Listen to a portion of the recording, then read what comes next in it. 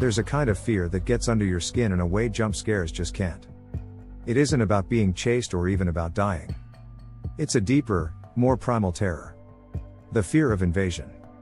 The fear that your own body could be turned against you, becoming a hostile vessel for something utterly alien. It's the creeping horror that you're no longer in control. What if the most terrifying monster in cinema wasn't just some creature from space, but the perfect, walking, drooling embodiment of that exact anxiety? That's the Xenomorph. For almost 50 years, this creature has been the gold standard for horror.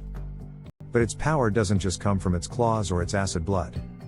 It comes from being a biomechanical mirror, reflecting our deepest fears about parasites, violation, and what happens when biology is completely untethered from morality. If you want to understand a fundamental part of human fear, you have to understand the Xenomorph. The perfect organism in the original 1979 film, the android Ash said it best, the perfect organism. He admired its purity. A survivor.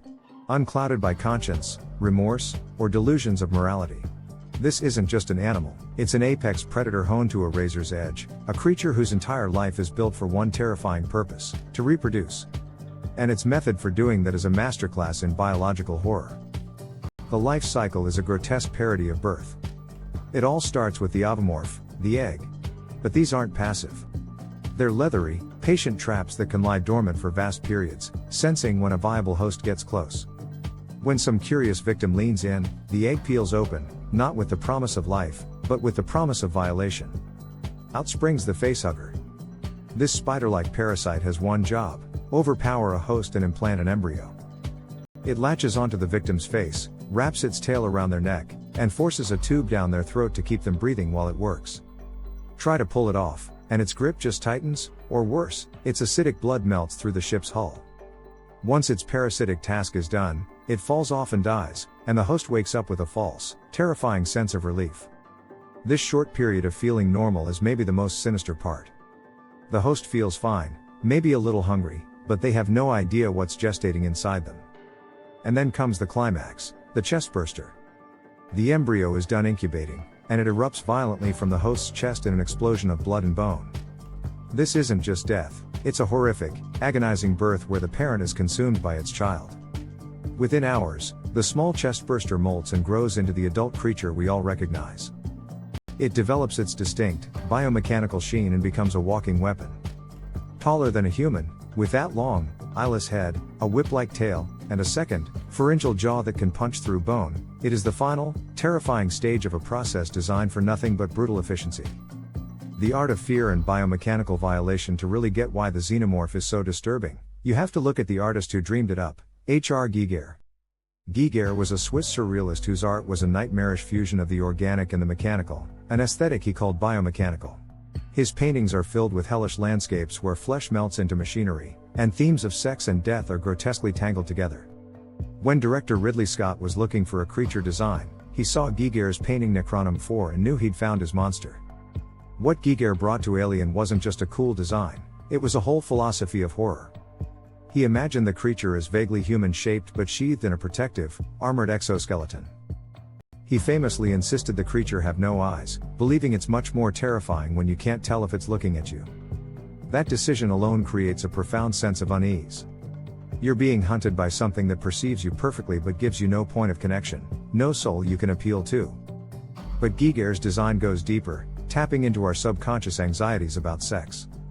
The creature's phallic head, the violent penetration of its inner jaw, and the entire life cycle, a process of forced oral impregnation and a gruesome birth, were all intentional. Screenwriter Dan O'Bannon flat out said the film was about alien interspecies rape, designed to trigger our deepest fears of violation. The Xenomorph is a Freudian nightmare made real, where desire and fear, creation and destruction, are one and the same. This isn't just a creature that wants to eat you. It wants to use you, to turn the very process of life into an act of supreme body horror. Engineered extinction and the black goo for decades, the Xenomorph's origin was a terrifying mystery. Was it a naturally evolved species, or something far more deliberate? The prequel films, Prometheus and Alien, Covenant, started to pull back the curtain, and the answer they suggest is arguably even more frightening than the mystery. The story now points toward the engineers, an ancient, godlike species of aliens. It seems the Xenomorph wasn't born from nature, but was engineered as a biological weapon. The key to its creation appears to be a mutagenic pathogen known as the black goo. This substance, found in ampules on engineer ships, doesn't just kill, it chaotically rewrites the DNA of any organism it touches, creating monstrous new forms of life. In Prometheus, we see this goo transform simple worms into snake-like predators and infect a human, which leads to the creation of a precursor to the facehugger. This ultimately results in the birth of a creature known as the Deacon, a sort of primitive xenomorph. Then, in Alien, Covenant, the rogue android David takes it all a step further. Obsessed with creating his own perfect organism, he experiments with the black goo on an entire planet, seemingly refining the pathogen until he engineers the classic, biomechanical xenomorph we all know so well. This origin story transforms the xenomorph from a natural monster into a symbol of cosmic horror and hubris. It's a weapon of mass destruction, a living plague designed by one advanced race to wipe out another. The horror is twofold. First, the chilling idea that we aren't at the top of the food chain, and second, the warning about unchecked ambition. The engineers created something they couldn't control, and David, in his God complex, perfected their mistake. The xenomorph is a testament to the idea that some doors of creation should stay shut. We've broken down the biology, the design, and the horrifying origins of this creature. If you're finding this dive into the abyss as fascinating as we are, do us a favor and hit that subscribe button.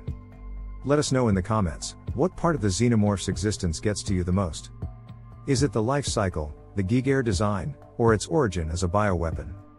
The DNA thief and the unstable form. One of the xenomorph's most terrifying traits is its ability to adapt. The creature isn't a single, static species. During gestation, the embryo apparently incorporates genetic traits from its host, allowing it to better suit its environment.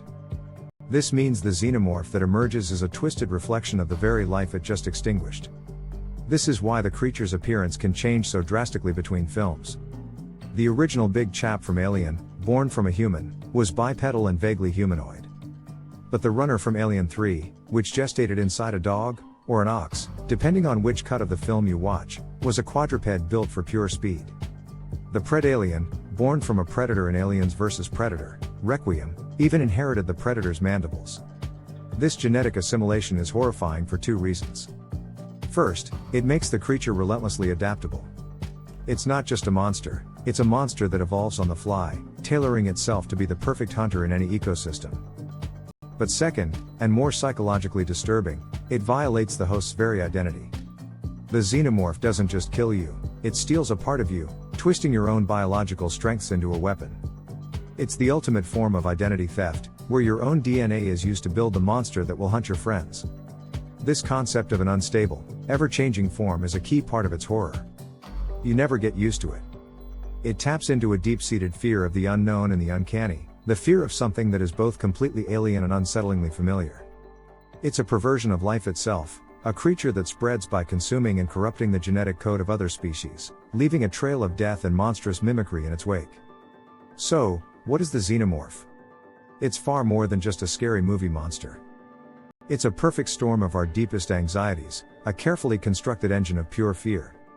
It is a symbol of bodily invasion, playing on our dread of parasites, disease, and losing control of our own biology. Its life cycle is a violent and grotesque defilement of the act of birth. It is a masterpiece of psychological design, born from H.R. Giger's biomechanical nightmares that twist the repellent and the erotic together, tangling our instincts for sex and our fear of death until you can't tell them apart. It is a monument to cosmic horror, an engineered plague that serves as a chilling reminder that in the vast, dark universe, humanity isn't special. We're just another fragile, expendable resource for forces beyond our understanding. And finally, it's the ultimate predator, a relentless hunter that adapts, learns, and embodies the primal fear of being chased by something you can't reason with, can't appeal to, and can't stop. The xenomorph has haunted our screens for decades because it doesn't just jump out of the shadows. It crawls under our skin. It reflects the terror of our bodies being hijacked, our identity being stolen, and our entire species being rendered insignificant. It holds up a mirror to our own vulnerabilities. And the horrifying truth it shows us is that the scariest monster isn't just the one with claws and teeth, but the one that proves we were never really in control in the first place.